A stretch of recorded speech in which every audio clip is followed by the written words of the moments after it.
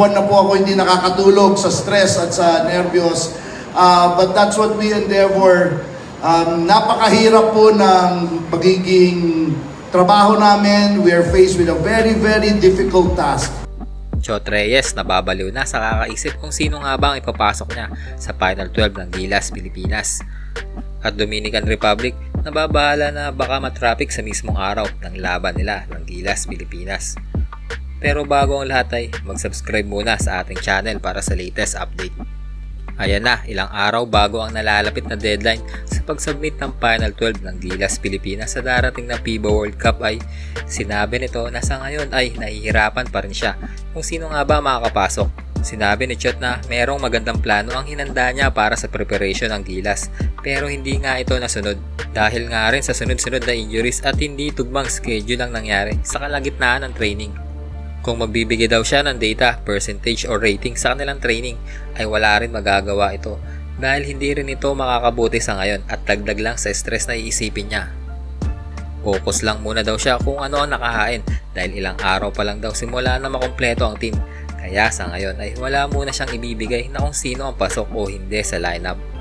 Bago siya mag-decide kung sino ang ipapasok ay titignan niya muna ang mangyayari sa mga natitirang tune-up game nila laban sa Ivory Coast, Montenegro at Mexico. Ito ay closed-door tune-up game para maiwasan na rin ang scout at hindi makita ang tinatagong baraha ni Coach Chot Reyes. Dito ay malalaman niya na kung sino talaga ang fit sa kanyang sistema dahil nga ang mga kalaban dito ay maglalaro din sa darating na World Cup. By August 23 ang deadline ng FIBA para isabit ang kanilang Final 12 at doon na siguro malalaman kung sino ang magre-represent sa ating bansa.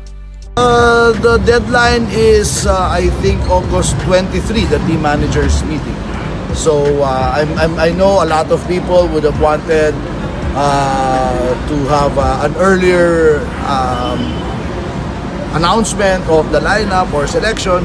But then again, like I said earlier, it's just been 2 days ago na nabuo tayo. So I hope you can imagine, you can understand the delay that we are experiencing.